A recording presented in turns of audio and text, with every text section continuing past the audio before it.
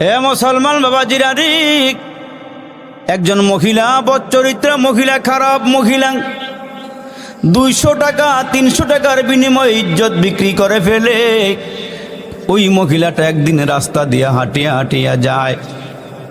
এই ঘটনাটা বুখারী শরীফের মধ্যে আছে। আল্লাহর রাসূল বলেন, ওই মহিলা বদচরিত্র মহিলা, অসৎ চরিত্রের মহিলা, উনি রাস্তা দিয়া হাইটা হাইটা যাইতেছি, হঠাৎ করে তাকায়া দেখে কুয়ার কিনারায়, কুয়ার পাশে একটি কুকুর গর্মাক্ত হইয়া পিপাসিত হইয়া পানির জন্য ছটপট ছটপট করতেছি।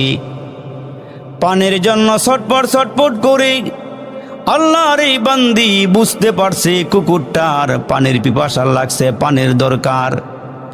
পায়ে ছিল চামড়ার মৌজা, ওই চামড়ার মৌজা খুলিয়া কুয়ার ভিতর দিকে পানি উঠাইয়া মৌজাটারে নিজের কাপড়ের আঁচলের মধ্যে বাঁধিয়া কুয়ার মধ্যে ফেলাইয়া কুয়ার থেকে পানি উঠাইয়া কুকুরটারে পান করাইছি।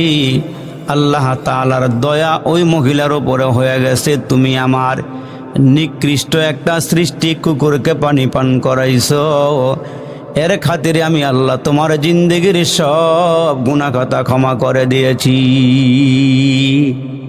তোমার সব গুনাহ মাফ করে দিছি।